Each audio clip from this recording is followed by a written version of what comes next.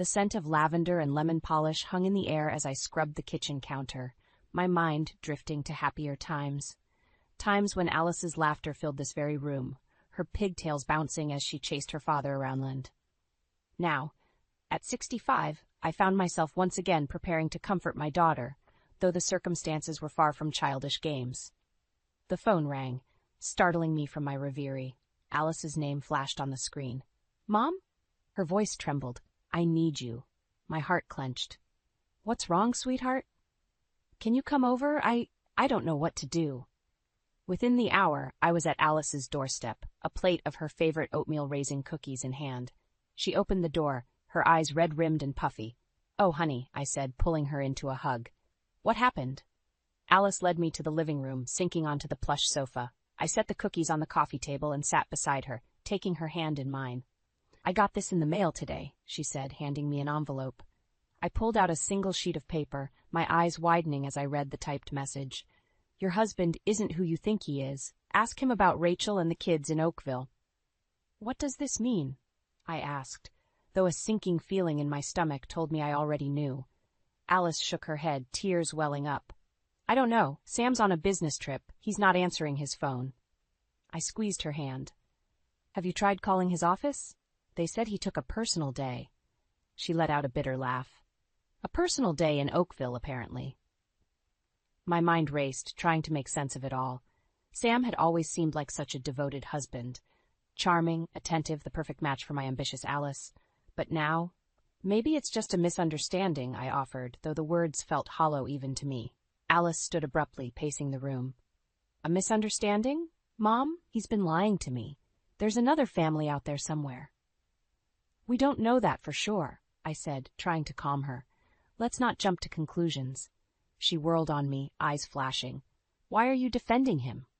"I'm not," I said quickly. "I just think we need more information before we do anything rash." Alice deflated, collapsing back onto the sofa. "You're right. I'm sorry. I can't believe this is happening." I wrapped an arm around her shoulders, remembering how small she used to feel in my embrace. Now she was a successful businesswoman, strong and independent. But in this moment, she was my little girl again, needing her mother's comfort. "We'll figure this out," I promised. "Together." Just then, the front door opened. Sam's voice called out, "Alice, I'm home early." Alice stiffened beside me, her eyes meeting mine in panic. I gave her hand a reassuring squeeze as Sam entered the living room, his smile faltering as he took in the scene. "What's going on?" he asked, his gaze darting between us. Alice stood, her voice steady as she held out the letter. "Care to explain this?" Sam's face paled as he read the note. He looked up, his expression a mix of shock and... was that guilt? "Alice, I can explain," he began, but Alice cut him off. "Save it. I want the truth, Sam." "All of it. Who's Rachel? And what kids in Oakville?" As Sam fumbled for words, I watched my daughter's world crumbling around her, and in that moment, I knew our lives would never be the same. Sam's face contorted into a mixture of shock and indignation as he read the letter. "Alice, honey, this is ridiculous. It's got to be some kind of sick joke." I watched my daughter's eyes narrow, her jaw clenching. "A joke? Then explain why you took a personal day in Oakville when you were supposed to be on a business trip." Sam's Adam's apple bobbed as he swallowed hard. I needed some time to think. Work's been stressful lately." "In Oakville?" Alice pressed, her voice rising. "With Rachel and the kids?" I placed a steadying hand on Alice's arm, feeling the tension thrumming through her body. Sam's gaze darted between us, a cornered animal searching for escape. "There's no Rachel," he insisted, running a hand through his hair. "No kids. Alice, you know me. Would I ever do something like that to you?" The room fell silent, the weight of his question hanging in the air. I found myself searching Sam's face, the man I'd welcomed into our family, trying to reconcile the charming son-in-law with this nervous, evasive stranger before us. Alice's voice was barely above a whisper when she spoke. "I thought I knew you, Sam. Now I'm not so sure." Sam stepped forward, reaching for her hand. But Alice recoiled. "Baby, please, this is crazy. Someone's trying to mess with us, that's all." I couldn't stay silent any longer. "If that's true, Sam, then you won't mind proving it. Let Alice see your phone, your email, your credit card statements." His eyes widened, a flicker of panic crossing his features before he masked it with indignation. Lola, with all due respect, this is between me and my wife. Don't you dare, Alice snapped. My mother has every right to be here. At least I know I can trust her. The words hung in the air like a slap. Sam's shoulders sagged, and for a moment I almost felt sorry for him. Almost. Fine, he said, fishing his phone from his pocket. Here, look through it. You'll see there's nothing to find. Alice took the device, her fingers flying over the screen. I watched her face, seeing the hope and doubt warring in her eyes. After a few minutes, she looked up, her expression unreadable. There are no texts or calls to or from anyone named Rachel, she admitted. But there are a lot of calls to a number with no name. And your email password has been changed recently. Sam threw his hands up. The unnamed number is a client, Alice, and I change my passwords regularly for security. You know that. I stepped in, my voice gentle but firm. Alice, honey, I think you need some time to process all this. Why don't you come stay with me for a few days? She doesn't need to leave her own home, Sam protested, but Alice was already nodding. I think that's a good idea, Mom, she said, her voice thick with unshed tears. I'll pack a bag. As Alice disappeared upstairs, I turned to Sam. I hope, for everyone's sake, that you're telling the truth. But let me be clear. If you've hurt my daughter, there will be consequences. Sam's face hardened. I've done nothing wrong, Lola, and I don't appreciate these accusations. Before I could respond, Alice returned, overnight bag in hand. The sight of her, so lost and vulnerable, broke my heart. I'll call you, she told Sam, not meeting his eyes. I need some space to think. As we walked out the door, I heard Sam call after us, Alice, please, don't do this. But Alice kept walking, her head high despite the tears now flowing freely down her cheeks. As I helped her into the car, I knew one thing for certain. This was far from over, and I'd be damned if I let anyone, even Sam, hurt my little girl. The days following Alice's confrontation with Sam were a whirlwind of emotions. I watched my daughter oscillate between hope and despair, clinging to the possibility that it was all a misunderstanding while simultaneously preparing for the worst. He's been calling non-stop, Alice sighed, staring at her buzzing phone. We were sitting in my sunroom, the cheerful yellow walls a stark contrast to the gloom hanging over us. Have you answered? I asked, pouring her another cup of chamomile tea. She shook her head. I can't. Not yet, but... She hesitated, biting her lip. I've noticed things, Mom, things I can't ignore anymore. My heart sank. What kind of things, sweetheart? He's been working late more often. His stories about his trips don't add up. And last week I found a receipt for a jewelry store in his jacket pocket. Our anniversary isn't for months. I reached across the table, squeezing her hand. Oh, Alice? I need to know the truth, she said, her voice steadying with resolve. I'm thinking of hiring a private investigator. The words hit me like a punch to the gut. My mind flashed back to Alice's wedding day, her radiant smile as she walked down the aisle of our small-town church. Sam had looked at her like she hung the moon. Where had it all gone wrong? Are you sure that's necessary? I asked, even as I knew the answer. Alice nodded, her eyes shimmering with unshed tears. I have to know, Mom, one way or another. As much as it pained me, I knew she was right. Okay, honey, if that's what you need to do, I'll support you. The next week was a blur of clandestine meetings and hushed phone calls. Alice found a reputable detective agency, and I helped her gather the information they needed. All the while, Sam's calls and messages continued, growing increasingly desperate. Alice, please? His voice crackled through the speakerphone one evening. Just talk to me. We can work this out. I watched my daughter's face harden, her jaw set in determination. I'll talk to you when I'm ready, Sam. Not before. As she hung up, I couldn't help but feel a surge of pride. My little girl had grown into a strong, resilient woman, but that strength was tested when, 10 days after hiring the detective, Alice received a thick manila envelope in the mail. It's from the agency, she whispered, her hands shaking as she held it. I sat beside her on the couch, my arm around her shoulders. You don't have to open it right now if you're not ready. Alice took a deep breath. No, I need to know. With trembling fingers, she broke the seal and pulled out a stack of photographs. As we flipped through them, my heart shattered for my daughter. There was Sam armed with a pretty redhead. Sam playing in a park with 2 young children. Sam kissing the woman on the front porch of a quaint suburban home.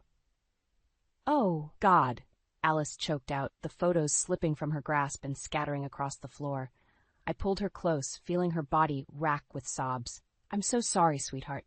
I'm so sorry." As I held her, my mind raced. How could Sam have done this? How could he have built an entire secret life while married to my daughter? Alice's sobs gradually subsided, replaced by an eerie calm. She pulled away, wiping her eyes, and I saw a steely glint in them that I'd never seen before. "Mom," she said, her voice steady despite the tear tracks on her cheeks. "I need your help. We're going to make Sam pay for what he's done." In that moment, looking at my daughter's determined face, I realized that our ordeal was far from over. It was just beginning. And God help Sam when Alice was through with him. "Whatever you need, honey," I promised, my own resolve hardening. "I'm right here with you." Little did I know just how far we'd go in pursuit of justice and revenge. The morning after we received the detective's photos, I awoke to find Alice's bed empty. Panic gripped me until I heard muffled sounds from the study. I found her hunched over my old desktop computer, her eyes red-rimmed from lack of sleep. "Alice, honey, have you been up all night?" I asked, my voice thick with concern. She looked up, her face a mask of determination and barely contained rage. "I couldn't sleep, Mom. Not after what we saw, so I did some digging of my own." I pulled up a chair beside her, dreading what she might have uncovered. "What did you find?" Alice took a deep breath. "It's worse than we thought. Sam doesn't just have another family. He has another life." She turned the screen towards me, revealing a social media profile for a Samuel Thompson in Oakville. The profile picture showed Sam, our Sam, grinning with his arm around the redhead from the photos. 2 smiling children completed the picture-perfect family portrait. "He's been living a double life for years, Mom," Alice said, her voice cracking. "He has a whole other identity, a successful real estate business in Oakville. Those kids, they're 6 and 4. He's been lying to me our entire marriage." My heart shattered for my daughter all over again. I reached out to comfort her, but she shrugged off my touch, standing abruptly. "I need answers," she declared. "I'm going to Oakville." Alarm bells rang in my head. "Alice, wait. Think this through. What good will confronting them do?" She whirled on me, eyes flashing. "What good? Mom, I need to know the truth. I need to see it with my own eyes. And that woman, Rachel, she deserves to know too." I stood, grasping her shoulders gently. "I understand, sweetheart, but barging in there could be dangerous. We don't know how Sam will react if he's cornered." Alice deflated slightly, sinking back into her chair. "You're right, but I can't just sit here and do nothing." An idea struck me. "What if we bring the mountain to Mohammed?" Alice looked at me, confused. "What do you mean?" "Sam doesn't know we've uncovered his secret," I explained. "What if we set a trap, invite him home, make him think you're ready to reconcile, then confront him with what we know?" A slow, almost predatory smile spread across Alice's face. "And record everything. Get him to confess on camera." I nodded, a mix of pride and apprehension swirling in my chest. "Exactly. We'll have irrefutable proof, and he won't be able to wiggle his way out of it." Alice's fingers flew across the keyboard, pulling up Sam's number. "I'm calling him now. He'll be so relieved. He won't suspect a thing." As she dialed, I couldn't help but marvel at my daughter's strength. The sweet little girl who once cried over scraped knees was now a force to be reckoned with. "Sam?" Alice's voice was honey-sweet, betraying none of the turmoil beneath. "Hi, it's me. I think I'm ready to talk. Can you come over tonight?" I watched as she masterfully wove a tale of loneliness and regret, luring Sam into our web. When she hung up, her eyes met mine, blazing with determination. "He'll be here at 7, she announced. "We have work to do." The next few hours were a flurry of activity. We set up hidden cameras, prepared a script of questions, and steeled ourselves for the confrontation to come. As the clock ticked closer to 7, I saw Alice's resolve waver for just a moment. "Mom," she whispered, "what if I'm not strong enough to face him?" I cupped her face in my hands, my heart swelling with love and pride. "You are the strongest person I know, Alice. You can do this, and I'll be right here with you every step of the way." The doorbell rang, shattering the moment. Alice straightened her shoulders, took a deep breath, and nodded. "Let's end this," she said, moving towards the door. As I watched her go, I knew that whatever happened next would change our lives forever. The time for truth had finally come. The tension in the room was palpable as Sam stepped through the doorway. Alice's face was a mask of calm, but I could see the storm brewing behind her eyes. I retreated to the kitchen, close enough to intervene if needed, but giving them space for this confrontation. "Alice, honey, I'm so glad you called." Sam's voice drifted in, sickeningly sweet. "I've missed you so much." "Have you, Sam?" Alice's tone was cool, controlled. "Or have you been too busy with your other family to notice I was gone?" The silence that followed was deafening. I peered around the corner, seeing Sam's face drain of color. "What are you talking about?" he stammered. Alice's laugh was bitter. "Don't insult me, Sam. I know everything. Rachel, the kids in Oakville, your entire double life." Sam's shoulders sagged, the facade crumbling. "Alice, I can explain." "Explain?" Alice's voice rose. "Explain how you've been lying to me our entire marriage? How you have 2 children I knew nothing about?" I watched as Sam reached for her, but Alice recoiled. "Don't touch me," she hissed. "It was a mistake," Sam pleaded. "I never meant for it to go this far. I love you, Alice. You're my wife." "And what's Rachel?" Alice demanded. "What are those children?" Sam's face crumpled. A moment of weakness that spiraled out of control, but I want to make it right. I'll end it with Rachel, I swear. We can start over, just you and me. I felt my blood boil at his audacity. How dare he think he could manipulate his way out of this? Alice's next words chilled me to the bone. "You're right, Sam. We are going to start over, but not in the way you think." She pulled out her phone, playing a video of Sam with his other family. His face paled further. "How did you?" "I hired a private investigator," Alice cut him off. "I have everything documented. Your trips, your fake business, the money you've been funneling to support them." Sam's demeanor changed instantly, desperation replaced by anger. "You had no right to spy on me. And you had no right to betray me," Alice shouted back, "to lie to me every single day for years." I stepped into the room then, unable to stay back any longer. "I think you should leave, Sam." He whirled on me. "This is none of your business, Lola." "My daughter is my business," I retorted, standing my ground. Alice placed a hand on my arm, her voice steady. "It's okay, Mom. Sam was just leaving anyway." Sam's eyes darted between us, realizing he was cornered. "Alice, please, we can work this out. I'll do anything. Anything." Alice's voice was dangerously soft. "Then pack your bags and get out of my house. I want you gone by morning." "You can't be serious," Sam sputtered. "Where am I supposed to go?" Alice's smile was cold. "I hear Oakville's nice this time of year." With that, she turned her back on him, effectively dismissing him. Sam stood there, mouth agape, before storming out, slamming the door behind him. As soon as he was gone, Alice collapsed into my arms, her body shaking with sobs. I held her tight, my heart breaking for her pain. "You did it, sweetheart," I murmured. "You stood your ground. I'm so proud of you." Alice pulled back, wiping her eyes. "It's not over, Mom. This is just the beginning." I saw a fierce determination in her gaze that both thrilled and frightened me. "What do you mean?" "Sam thinks he can walk away from this, start over with his other family," Alice said, her voice hardening. "But I won't let him. He needs to face the consequences of his actions." "Alice," I cautioned, "revenge won't heal your pain." She shook her head. "This isn't about revenge, Mom. It's about justice. For me, for those children, even for Rachel. Sam doesn't get to play God with people's lives and walk away unscathed." As I looked at my daughter, I realized she had changed irrevocably. The trusting, loving woman I knew had been replaced by someone harder, more cynical. And as much as it pained me, I knew I had to support her through whatever came next. "What do you need me to do?" I asked, steeling myself for the battle ahead. Alice's smile was grim. "We're going to Oakville, Mom. It's time Rachel learned the truth, too." The weeks following Alice's confrontation with Sam were a whirlwind of activity. My daughter, once so trusting and open, had transformed into a woman on a mission. I watched with a mixture of pride and concern as she meticulously planned her next move. "Mom, I need your help," Alice said one morning, spreading papers across my kitchen table. "We're going to host a family gathering." I raised an eyebrow. "A gathering? Alice, are you sure that's wise?" She nodded, her eyes gleaming with determination. "It's the perfect cover. We'll invite both families, ours and Rachel's. Sam won't be able to refuse without raising suspicions." As much as it pained me, I had to admire her cunning. "And then what? Then we expose him," Alice said simply, "in front of everyone." The next few days were a flurry of phone calls and preparations.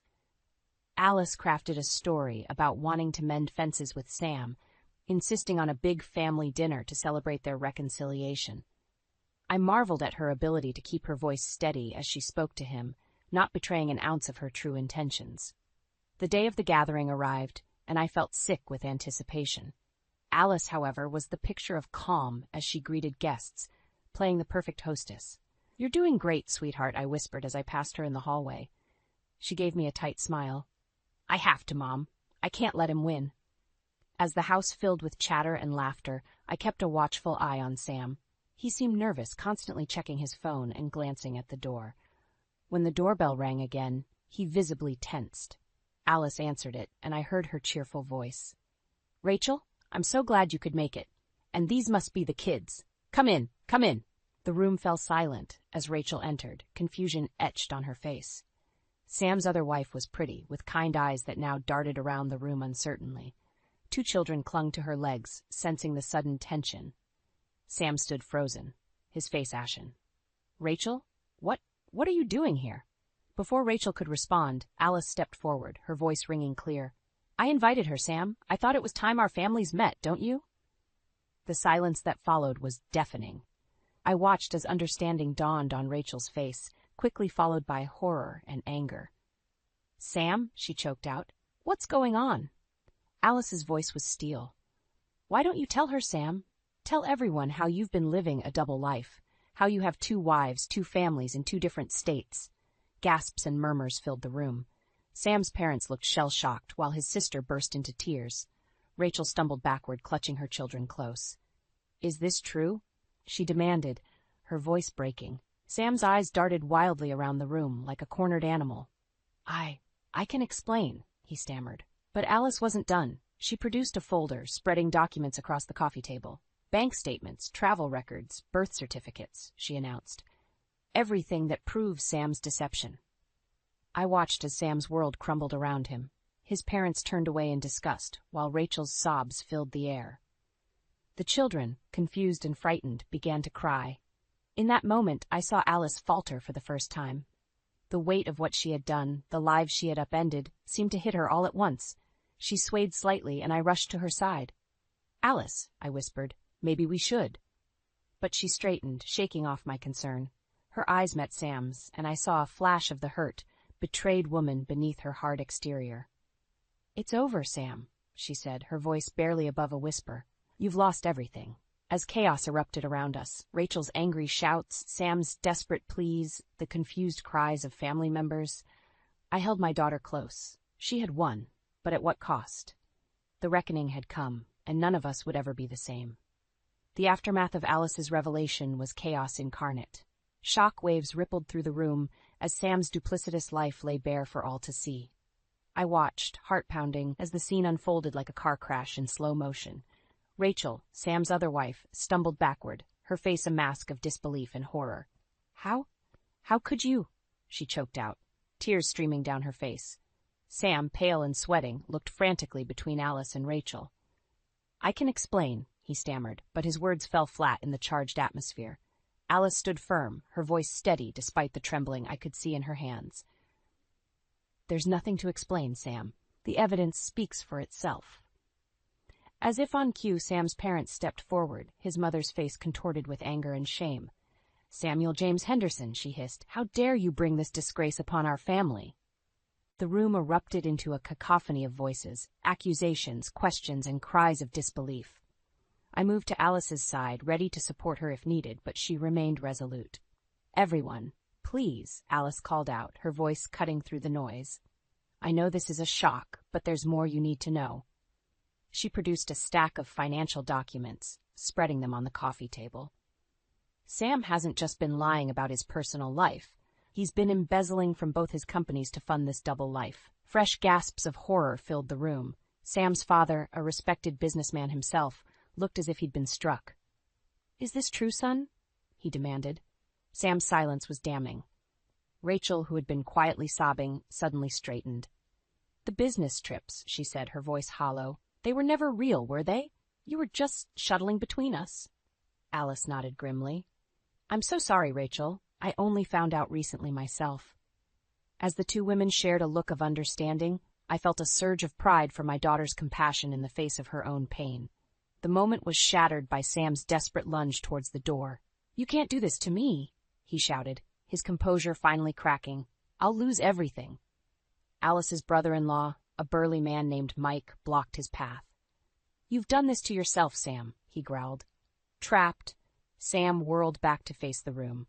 His eyes, wild with panic, landed on his children, clinging to Rachel's legs. "Please," he begged, "think of the kids. We can work this out, can't we?" It was Rachel who answered, her voice steely with newfound resolve. "No, Sam. We can't. It's over." As if those words were a signal, Sam crumpled to the floor, sobbing. The sight of this once charming man reduced to a blubbering mess was almost pitiful. Alice stepped forward, her face a mix of emotions I couldn't quite decipher. "I've already contacted both companies' legal departments," she announced. "They'll be launching full investigations. And Rachel," she turned to the other woman, "I have a lawyer friend who can help you with whatever comes next." Rachel nodded gratefully, pulling her children close. As the initial shock began to wear off, people started to move. Sam's parents huddled in a corner, whispering furiously. Rachel was comforted by some of Alice's friends. And Sam sat alone, abandoned by everyone. I approached Alice, who stood watching it all with an unreadable expression. "You did it, sweetheart," I said softly. "It's over." She turned to me, and I was startled to see tears in her eyes. "Is it, Mom?" she whispered. "Why doesn't it feel like a victory?" Before I could respond, Rachel approached us, her children in tow. "Alice," she said hesitantly, I don't know what to say. Thank you seems inadequate, but—" Alice managed a small smile. "You don't have to say anything. We're both victims here."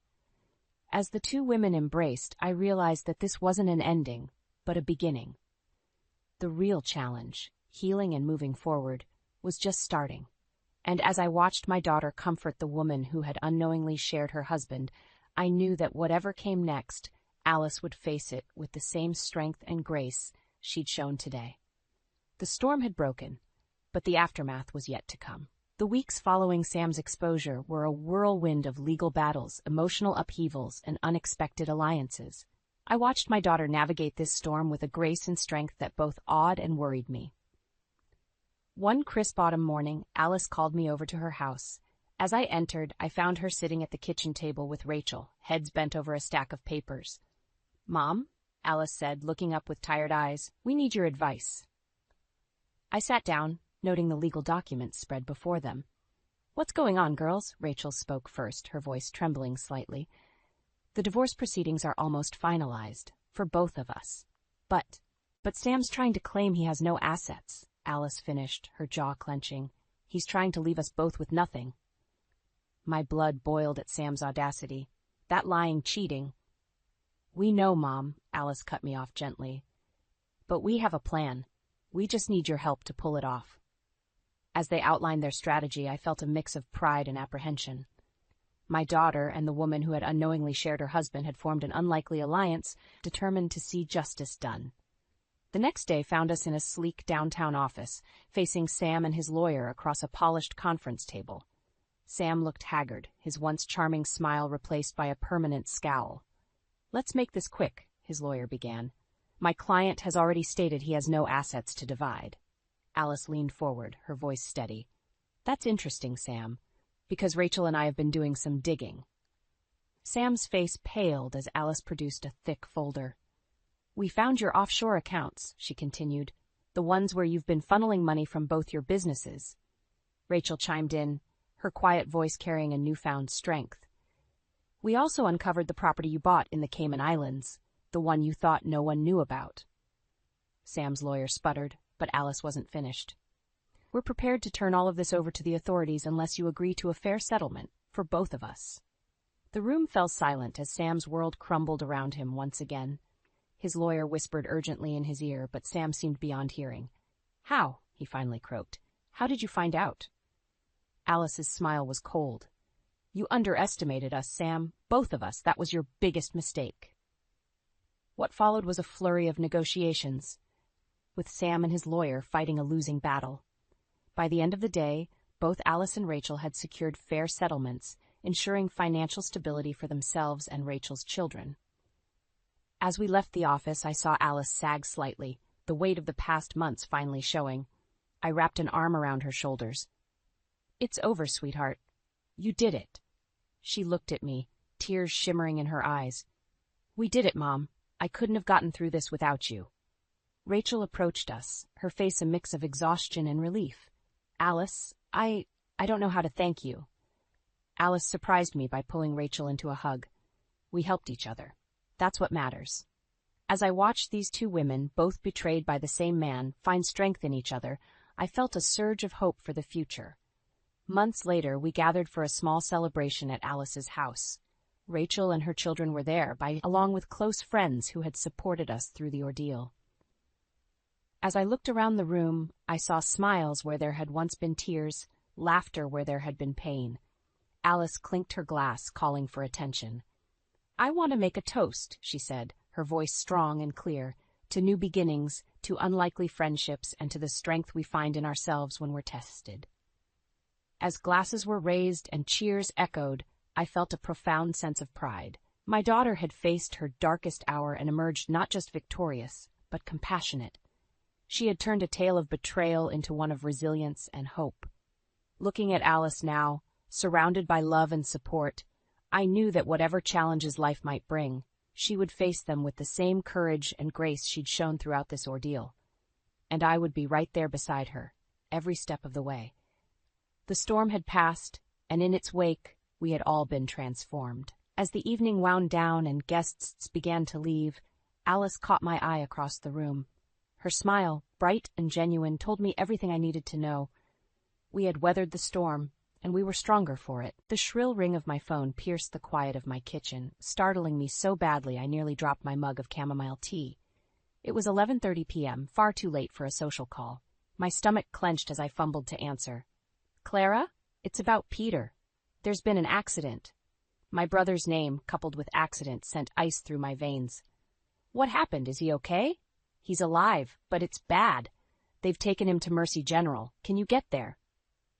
I was already grabbing my keys. "I'm on my way." The drive to the hospital was a blur of streetlights and racing thoughts. Peter and I had always been close, despite our occasional squabbles. He was my rock, my confidant. The thought of losing him was unbearable. At the hospital, I found Emily, my sister-in-law, pacing in the waiting room. Her mascara had left dark streaks down her cheeks. "Clara, thank God you're here," she said, throwing her arms around me. I hugged her back, pushing down my own panic. "What happened?" Emily pulled away, wiping her eyes. "He fell down the stairs at home.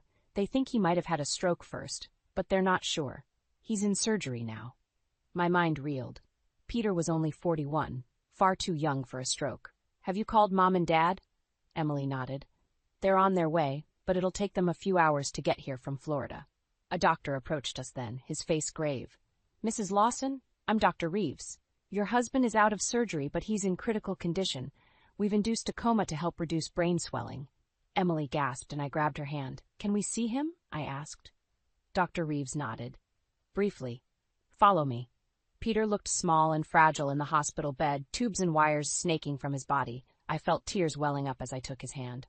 "Oh, Pete," I whispered. "What happened to you?" Emily stood on the other side of the bed, her face a mask of worry. "The kids are with my sister," she said softly. "I should probably call and update her." I nodded, not taking my eyes off Peter. "Go ahead. I'll stay with him." As soon as Emily left the room, I leaned in close to my brother. "Pete, if you can hear me, you need to fight. We need you here." My eyes fell on Peter's jacket, draped over a chair nearby. A folded piece of paper was peeking out of the pocket. Curiosity got the better of me, and I reached for it. The note was in Peter's handwriting, but the words made no sense. "Clara, if anything happens to me, look in the attic. The truth is hidden there. Be careful who you trust." My heart raced as I read the cryptic message. What truth? And why would Peter write such a thing? I quickly folded the note and slipped it into my own pocket, just as Emily returned. "Any change?" she asked hopefully. I shook my head, guilt gnawing at me for hiding the note. "No, he's still the same." Emily sighed, sinking into a chair. "I just don't understand how this could have happened. He was fine when I left for my book club meeting." Something in her tone made me pause. Was that a hint of defensiveness? Before I could ponder it further, my phone buzzed. It was a text from my husband, Alex. Everything okay? You left without saying anything." I felt a pang of guilt. In my rush to get to the hospital, I hadn't even told Alex where I was going. "At the hospital." I texted back. "Peter had an accident. It's bad." His reply was immediate. "On my way." As I put my phone away, I caught Emily watching me with an odd expression. It was gone in an instant, replaced by worry for Peter. But as I settled in for a long night at the hospital, I couldn't shake the feeling that something wasn't right. Peter's mysterious note burned in my pocket, a harbinger of secrets yet to be revealed. What truth was hidden in the attic? And more importantly, who couldn't I trust? The steady beep of Peter's heart monitor filled the hospital room as I sat by his bedside, my mind drifting to happier times. I remembered summers at our grandparents' lake house, Peter and I chasing fireflies as the sun dipped below the horizon. Those carefree days seemed a lifetime ago now. "Penny, for your thoughts?" Emily's voice startled me from my reverie. I forced a smile. "Just remembering better days." Emily nodded, her eyes never quite meeting mine. "Peter always said you two were inseparable as kids." "We were," I agreed, studying her face. Something about her demeanor felt off, but I couldn't put my finger on it. The weight of Peter's note in my pocket seemed to grow heavier. Just then, Alex arrived, looking harried. "Clara, I came as soon as I could. How is he?" I filled him in on Peter's condition, watching as he and Emily exchanged a look I couldn't quite decipher. A seed of doubt took root in my mind. "Emily," I said, keeping my voice casual, "I was thinking of stopping by your house to pick up some things for Peter. Maybe look for any important papers he might need." A flicker of panic crossed her face before she composed herself. "Oh, I don't think that's necessary. I can handle it." Alex jumped in. "I'm sure Emily's got it under control, Clara. No need to worry about that now." Their eagerness to keep me away from the house only fueled my suspicions. I smiled tightly. Of course, just trying to help. As the night wore on, I found myself watching Emily more closely. The way she fidgeted with her wedding ring, her hushed conversations with Alex in the hallway, it all felt wrong somehow. When Emily stepped out to make a call, I turned to Alex. "Don't you think Emily's acting strange?" He frowned. "She's worried about her husband, Clara. We all are." "It's more than that," I insisted. "And why are you two so adamant about me not going to their house?" Alex's expression hardened. "What are you implying?" Before I could respond, my parents burst into the room, faces etched with worry. The conversation with Alex would have to wait. As Mom fussed over Peter and Dad spoke with the doctors, I slipped out to get some air. In the quiet hospital garden, I pulled out Peter's note, reading it again. "The truth is hidden there. Be careful who you trust." Who couldn't I trust? Emily? Alex? The thought of my husband being involved in whatever this was made my stomach churn. Lost in thought, I didn't notice Emily approach until she spoke. "What's that?" I quickly pocketed the note. "Nothing important." Emily's eyes narrowed. "You know, Clara, I've always admired how close you and Peter are, but sometimes I wonder if you're a little too involved in our lives." Her words carried a subtle threat that sent a chill down my spine. "He's my brother, Emily. Of course I'm involved." "Just remember," she said, her voice low, "family can be complicated. Sometimes it's best not to dig too deep." With that, she turned and walked away, leaving me stunned. The seed of doubt blossomed into full-blown suspicion. Back in Peter's room, I watched as Emily played the role of devoted wife, my parents none the wiser. Alex caught my eye, his expression unreadable. In that moment, I made a decision. I had to know what was in that attic, no matter the cost. Peter's life might depend on it. As everyone fussed over Peter, I slipped out, determination fueling my steps. I'd go to their house now while Emily was distracted. In the parking lot, I fumbled for my keys, my heart racing. A hand on my shoulder made me jump. "Going somewhere?" Alex asked, his voice tight with suspicion. I turned to face him, my resolve strengthening. "I'm going to find out what's really going on, Alex. Are you going to stop me?" His answer would determine everything. Alex's grip on my shoulder tightened. "Clara, you're not thinking straight. Let's go back inside." I shrugged him off, anger bubbling up inside me. "No, Alex, I'm thinking clearer than I have in years. What's going on? Why are you and Emily so determined to keep me away from Peter's house?" His face hardened. "You're being paranoid. Emily's worried about her husband, and you're seeing conspiracies everywhere." "Am I?" I pulled out Peter's note. "Then explain this." Alex's eyes widened as he read it. Where did you get that? From Peter's jacket. Now, are you going to tell me what's really happening, or do I need to find out for myself? He ran a hand through his hair, looking conflicted. Clara, please, just let this go, for all our sakes. His evasiveness only fueled my determination. I can't believe this. You're involved, aren't you? What are you and Emily hiding? Keep your voice down, Alex hissed, glancing around the parking lot. You don't understand what you're getting into. I laughed bitterly. Then explain it to me, Alex, because right now it looks like my husband and my sister-in-law are involved in something that put my brother in the hospital. Alex's face flushed with anger. You want to know the truth? Fine. Emily and we've been seeing each other. The world seemed to tilt on its axis. What? It's been going on for a while, he continued, his voice low. Peter found out. That's why he wrote that note. He was going to tell you. But then he conveniently had an accident, I finished, feeling sick. Alex's eyes widened. No, we had nothing to do with that. It was just a terrible coincidence. I shook my head, tears stinging my eyes. How can I believe anything you say now? Clara, please. He reached for me, but I stepped back. Don't touch me, I spat. How could you do this? To me, to Peter? It wasn't supposed to happen, Alex said, his voice pleading. We never meant to hurt anyone. Well, congratulations, I said, my voice dripping with sarcasm. You've succeeded spectacularly. Just then, Emily appeared at the hospital entrance. Her eyes darted between us, realization dawning on her face. What's going on? She asked, approaching cautiously. I turned to her, fury coursing through my veins. Why don't you ask your lover? Emily paled. Clara, I can explain. Save it. I cut her off. I don't want to hear your excuses. What I want to know is what really happened to my brother. Emily's eyes flashed with panic. It was an accident. You can't possibly think. I don't know what to think anymore, I interrupted. But I'm going to find out the truth, with or without your help. Alex stepped between us. Clara, you're upset. Let's not do anything rash. I laughed humorlessly. Rash? Like having an affair with your wife's sister-in-law? Or covering up whatever happened to Peter? We're not covering anything up, Emily insisted. Peter fell. That's all there is to it. But the fear in her eyes told a different story. I turned to Alex, my heart breaking. I want a separation. I can't even look at you right now. His face crumpled. Clara, please. We can work this out. Work what out? I asked, my voice rising. The fact that you've been lying to me for God knows how long? That you're somehow involved in whatever happened to my brother? You're jumping to conclusions, Alex said, his own anger flaring. If this is how little you trust me, maybe a separation is a good idea. His words hit me like a physical blow. Fine, I said, my voice cold. I'll be staying at Peter's house.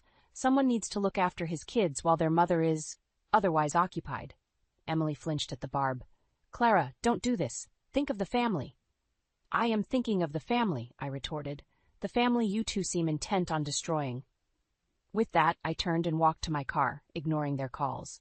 As I drove away, I caught a glimpse of them in my rearview mirror standing close together, united in their deceit. My hands shook on the steering wheel as I headed towards Peter's house, determined to uncover the truth hidden in the attic. Whatever secrets lay there, I was ready to face them, no matter the cost. The key trembled in my hand as I unlocked Peter's front door. The house was eerily quiet, a stark contrast to the chaos in my mind. I flicked on the lights, half expecting Emily or Alex to jump out and stop me. But I was alone, surrounded by the remnants of my brother's life. I made my way upstairs, Peter's note burning a hole in my pocket. The attic door loomed before me, a portal to truths I both craved and feared. With a deep breath, I turned the handle and stepped into the musty darkness. Fumbling for the light switch, I illuminated a cluttered space filled with boxes and forgotten memories. Where to start? I began rifling through the nearest stack, my heart pounding with each document I uncovered. Hours passed as I sifted through years of accumulated papers. Just as frustration threatened to overwhelm me, a small lockbox caught my eye. It was tucked behind an old suitcase, almost hidden from view. With shaking hands, I pried it open, gasping at its contents. Inside were photos, dozens of them, of Emily with Alex. The timestamps spanned years, long before Peter's accident. My stomach churned as I realized the depth of their deception, but it was the document beneath the photos that made my blood run cold. A life insurance policy for Peter, taken out just months ago, with Emily as the sole beneficiary. The amount was staggering. "Oh God," I whispered, the pieces falling into place. This wasn't just an affair, it was something far more sinister. The sound of a car pulling up jolted me from my horrified trance. Peering out the attic window, I saw Emily's car in the driveway. Panic surged through me as I scrambled to replace the lockbox and erase any signs of my presence. I had just made it to the bottom of the attic stairs when the front door opened. Emily's voice called out, "Clara, are you here?" Forcing calm into my voice, I replied, "Up here. Just checking on some things for Peter." Emily appeared at the foot of the stairs, her face a mask of concern. "You shouldn't be here alone. Why don't you come back to the hospital?" I descended slowly, my mind racing. "I'm fine, Emily. Just needed some time to process everything." Her eyes darted to the attic door behind me. "Find anything interesting up there?" The loaded question hung in the air between us. I met her gaze steadily. Nothing worth mentioning. Yet. A flicker of something, fear, crossed her face before she composed herself. "Well, I'm here to pick up some things for Peter and to check on the kids. They're with my sister, but I thought I'd grab some of their favorite toys." I nodded, not trusting myself to speak. As Emily busied herself gathering items, I retreated to the living room, my mind whirling with the implications of what I discovered. My phone buzzed, a text from Alex. "We need to talk. Please come home." Home. The word felt hollow now, tainted by lies and betrayal. I typed back a curt reply. "Nothing to discuss. I'm staying at Peter's." Emily's voice startled me. "Everything okay?" I looked up to find her watching me intently. "Fine," I lied. "Just updating Alex on the situation." She nodded, but I could see the tension in her shoulders. "Clara, I know things are strained right now, but we're still family. If you need anything." The irony of her words nearly choked me. "What I need," I said carefully, "is for my brother to wake up and tell me what really happened that night." Emily paled slightly. "We all want that, but the doctors say we need to be patient." As she turned to leave, a sudden resolve crystallized within me. I couldn't confront her now, not without more evidence. But I also couldn't let her and Alex continue their charade unchallenged. "Emily," I called out, causing her to pause at the door. "I'll be staying here to look after the kids. I'm sure you understand." Our eyes locked, an unspoken battle of wills. Finally, she nodded. "Of course, that's very kind of you." As her car pulled away, I sank onto the couch, the weight of my discoveries pressing down on me. I knew what I had to do next, but the path ahead was fraught with danger and uncertainty. With trembling fingers, I dialed a number I never thought I'd use. "Detective Johnson, it's Clara Lawson. I need to report a possible attempted murder." The days blurred together as I settled into a routine at Peter's house, caring for my niece and nephew while juggling hospital visits and clandestine meetings with Detective Johnson. The kids, Lily and Max, were a welcome distraction from the turmoil in my life, their innocence a stark contrast to the web of lies I was unraveling. One afternoon, as I helped Lily with her homework, my phone buzzed with a text from the detective. "New information. Meet ASAP." My heart raced as I arranged for a neighbor to watch the kids. At the local diner, Detective Johnson slid a file across the table. "We've been looking into Emily's financials," he said in a low voice. "There's something you need to see." I flipped open the folder, my eyes widening at the contents. Bank statements showed large transfers from Emily's account to an offshore entity, starting just weeks before Peter's accident. "This doesn't prove anything," I whispered, though hope flared in my chest. The detective leaned in. "No, but it's suspicious. We're also looking into Alex's involvement. His alibi for the night of the accident is shaky at best." As I left the diner, my mind reeled with possibilities. I was so distracted that I almost missed the familiar car parked down the street, Alex's car. Anger and betrayal surged through me as I stormed over, rapping on the window. Alex jumped, then reluctantly rolled it down. "What are you doing here?" I demanded. He had the decency to look ashamed. I was worried about you, Clara. You haven't been returning my calls." "So you decided to stalk me instead?" Alex sighed. "I saw you with that man. Who is he?" I laughed bitterly. "Now you're concerned about who I'm meeting. That's rich coming from you." His face hardened. "What's that supposed to mean?" "It means I know, Alex. About the affair, about the money. What I don't know is how deeply you're involved in what happened to Peter. The color drained from his face. Clara, you've got it all wrong. Let me explain. But I was already walking away, my heart pounding. I couldn't bear to hear more lies. Back at Peter's house, I found Emily waiting on the porch, the kids playing in the yard. We need to talk, she said, her voice tight. I steeled myself, gesturing for her to come inside. In the kitchen, Emily paced nervously. I know you've been digging, she began, but you don't understand the whole picture. I crossed my arms. Then enlighten me. Emily took a deep breath. Peter and I, our marriage wasn't what it seemed. He had debts, Clara, dangerous ones. The money you found? It was to pay them off, to keep us safe. I stared at her, disbelief warring with a flicker of doubt. And the affair with Alex? She flinched. A mistake, one I deeply regret, but it has nothing to do with what happened to Peter. So you expect me to believe it's all just a coincidence? The affair, the money, Peter's accident? Emily's filled with tears. I know how it looks, but I swear, I had nothing to do with Peter's fall. I loved him, despite everything. As she spoke, I noticed something poking out of her purse, the corner of what looked like the lockbox I'd found in the attic. In that moment, everything crystallized. Emily wasn't here to explain. She was here to cover her tracks. Get out, I said, my voice shaking with fury. Emily blinked, taken aback. Clara, please. Get out now, or I swear I'll call the police this instant. She hesitated, then grabbed her purse and fled. As the door slammed behind her, I sank to the floor, overwhelmed by the weight of betrayal and lies. My phone buzzed. Another text from Detective Johnson. Breakthrough in the case. Need to meet immediately. I stared at the message, knowing that my next move would change everything. The truth was within reach, but at what cost? With trembling fingers, I typed my reply. I'm ready. Let's end this.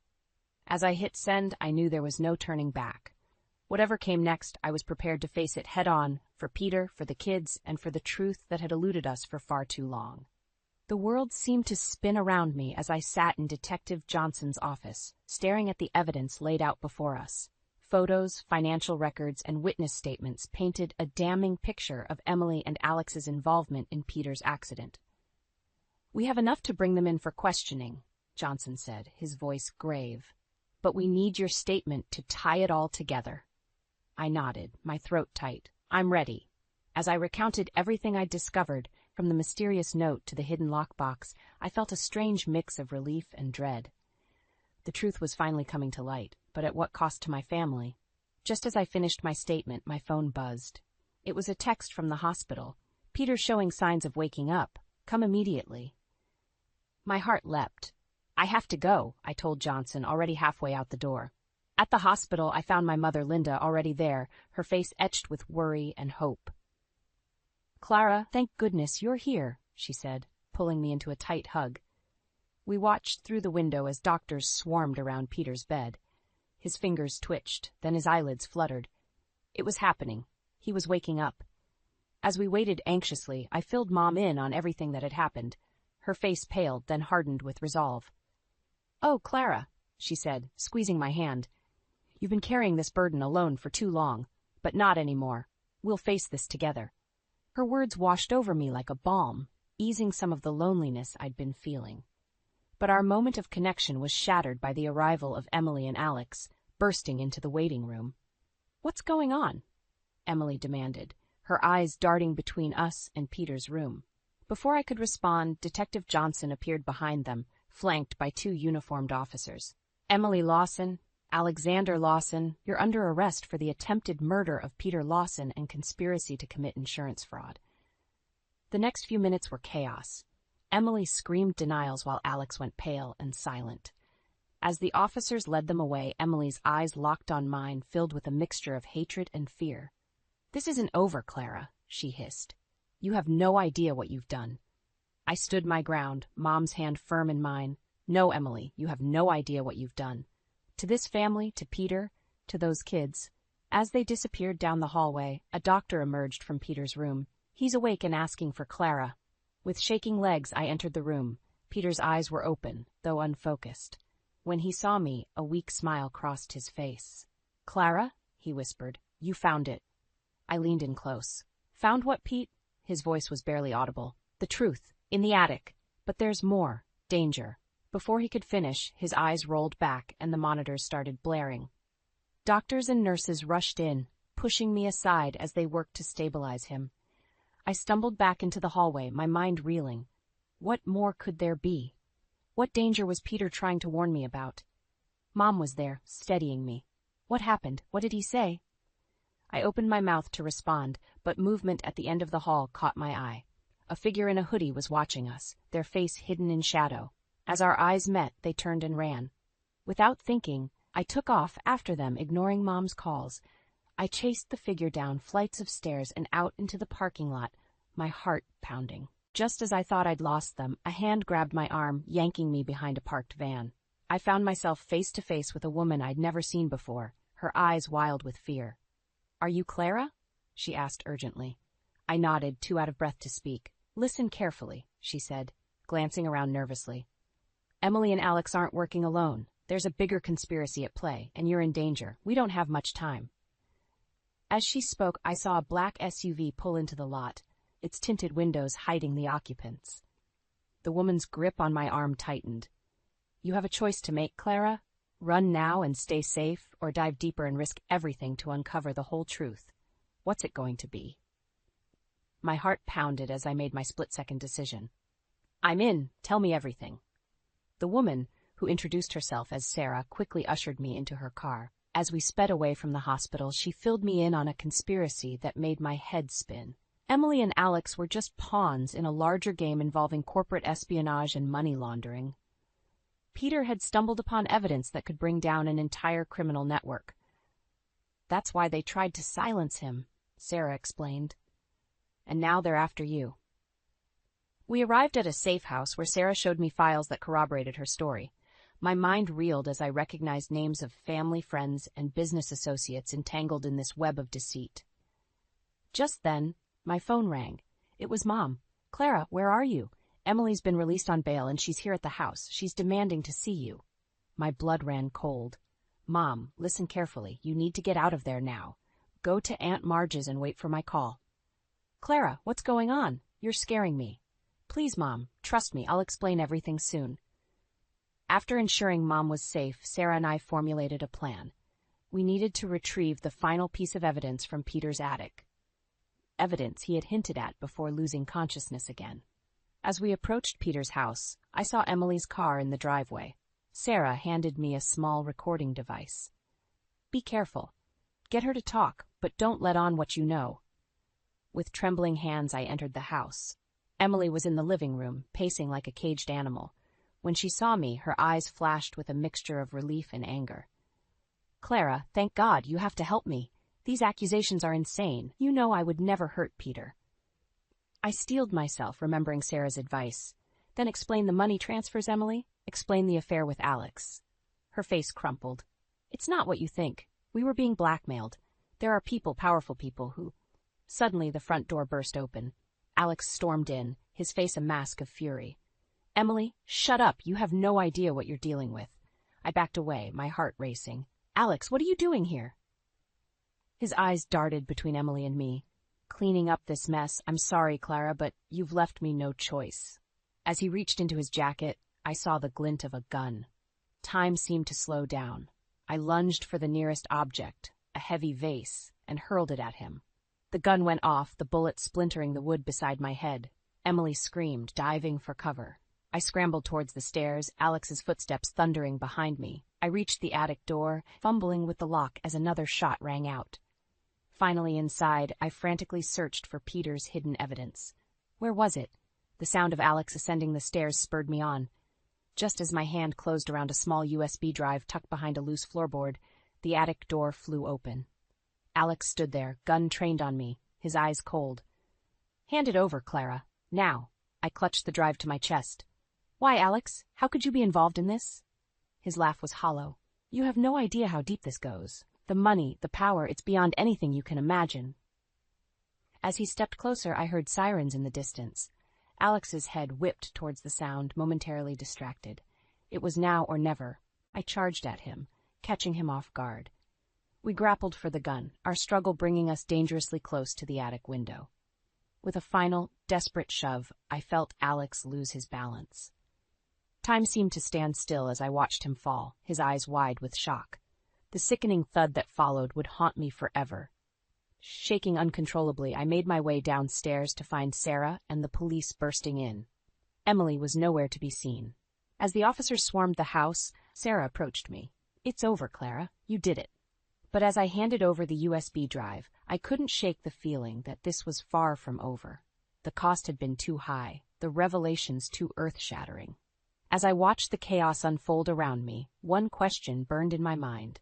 Where do we go from here? The courtroom buzzed with tension as I took the stand, my mother's encouraging nod from the gallery steeling my resolve. This was it, the moment of truth that would expose the web of lies and deceit that had nearly destroyed our family. As the prosecutor guided me through my testimony, I recounted every shocking detail. The affair, the conspiracy, the attempt on Peter's life. With each revelation, I watched Emily's face contort with a mixture of rage and desperation. "And what did you find on the USB drive, Miss Lawson?" the prosecutor asked. I took a deep breath. Financial records proving that Emily and Alex were part of a larger criminal organization. They were laundering money through Peter's company, and when he discovered it, they tried to silence him. Emily leapt to her feet. "She's lying. Clara's always been jealous of me, of my relationship with Peter." The judge called for order as Emily's outburst echoed through the courtroom. As she was restrained, our eyes met. In that moment, I saw not just anger, but fear. The fear of a cornered animal. After I stepped down, Mom took the stand. Her testimony about the changes she'd observed in Peter and Emily's relationship and the suspicious behavior leading up to the accident further solidified our case. As the trial concluded and we awaited the verdict, Mom squeezed my hand. "No matter what happens, Clara, I'm proud of you. We've done the right thing." The jury's decision was swift and unanimous, guilty on all counts. As Emily was led away, her mask of innocence finally crumbled. "You'll regret this, Clara," she screamed. "You have no idea what you've done." In the days that followed, the full extent of the conspiracy came to light. Respected community members were arrested, businesses were shuttered, and our quiet town was left reeling from the scandal. Through it all, Mom and I stood strong, supporting each other and helping Peter through his recovery. His memory of the accident was still hazy, but with each passing day, he grew stronger. One evening as we sat on the porch of our childhood home, Peter turned to me. "Clara, I can't thank you enough for what you've done. You saved my life, and you saved our family." I smiled, feeling a weight lift from my shoulders. We saved each other, Pete. That's what family does. Mom joined us carrying a tray of lemonade. "My brave children," she said, her eyes misty. "I always knew you were fighters, but you've shown more strength than I ever imagined." As we sat there watching the sunset, I reflected on the tumultuous journey we'd been through. The pain, the betrayal, the fear, it had all led to this moment of peace and unity. "What happens now?" Peter asked, voicing the question we'd all been pondering. I took a sip of lemonade, considering. "We rebuild, we heal, and we move forward together." Mom nodded, her face resolute. "And we remember the lessons we've learned. Trust your instincts, stand up for what's right, and never underestimate the power of family." In that moment, I felt a profound sense of gratitude. Despite everything we'd been through, our family had emerged stronger, our bonds unbreakable. As the stars began to twinkle in the twilight sky, I made a silent vow. We would face whatever challenges came our way with the same courage and determination that had brought us through this ordeal. The road ahead might be uncertain, but one thing was clear. Together, we could weather any storm. "To family," I said, raising my glass. "To family?" Mom and Peter echoed, their voices filled with love and hope. As we clinked our glasses together, I felt a sense of peace wash over me. The secrets were out, the truth had prevailed, and our family stood united. Whatever the future held, we would face it head-on, stronger and wiser than ever before. The end of this chapter marked not just the conclusion of a harrowing ordeal, but the beginning of a new journey, one of healing, growth, and unshakable family bonds. As the night deepened around us, I knew that the strength we'd found in each other would guide us through whatever lay ahead. Our family's story was far from over. It was just beginning anew.